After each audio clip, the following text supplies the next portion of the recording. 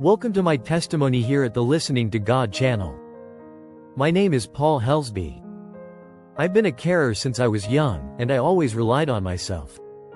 But when a stroke nearly took everything from me and the debt began to mount, I realized I had no choice but to turn to God. I grew up without a father and my mom was disabled.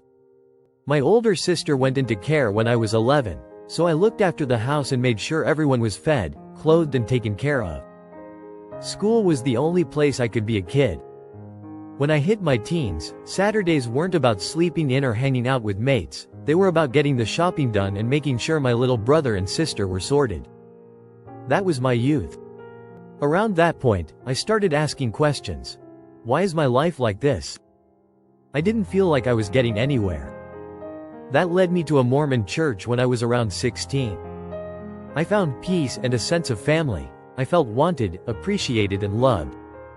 They even offered to help my own family, but my mom didn't want that. There were a lot of rules, though, a lot of things I didn't believe in. At times it felt like faith was being forced rather than freely given. Mormons encourage early marriage and, before I knew it, I was caught up in that too. I got married at 16, thinking it was just the next step. But instead of bringing me closer to God, the Mormon church pushed me away. I left after a few years and, for a long time after that, I abandoned faith. I had my first child in 2002, when I was 23. By that point, I'd been married for 7 years but, in 2006, we split up. 5 years later, I met my now wife, Sam. We never even talked about faith, really. We were just happy getting on with life. That changed when our kids began going to a local youth club. We knew it was connected to a church, but we weren't concerned with that. But one day, Sam was checking their YouTube page to see if the club was open, and she clicked on a sermon by the pastor. It spoke to her. It was like he knew her personally. That Sunday, she went to church.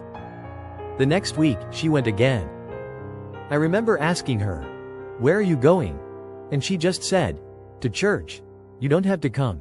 You can do something with the kids, but it's something I need to do." I said, "No, I'm coming with you." That morning, the preacher got up and said that he had planned a sermon but, the night before, he felt God telling him to scrap it and share his life story instead. And as he spoke, it was like he had tunnel vision on me.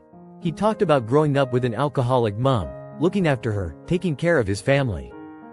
He was telling my story. I sat there thinking, okay, there's something here. But I was still on the fence. That evening, there was another service.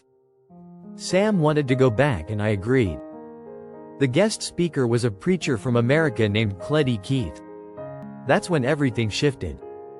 Cleddy got up and said, "Somebody here doesn't want me to speak to them, but I'm going to." Then he walked straight over to us and started speaking over my life. He told me things about my past, things no one could have known, things my own wife was unaware of. And in that moment, I knew I could no longer deny Jesus.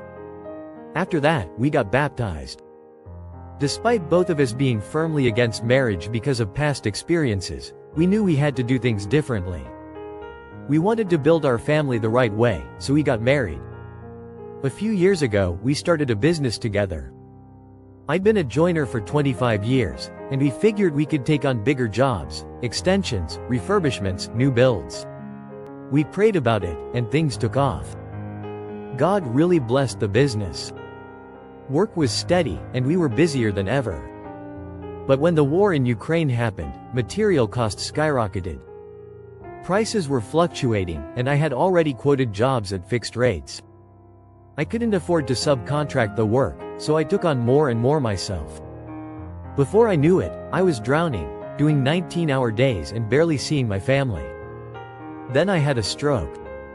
I told Sam my lips felt funny. She turned around and the right side of my face started drooping. I lost all movement in my right arm. The rest of that day is still a blur to me. Everything stopped. We shut the business down and debt started mounting up. That's when Christians Against Poverty, CAP, came in and saved us. They set us up with a debt manager and gave us a plan to get out of the situation.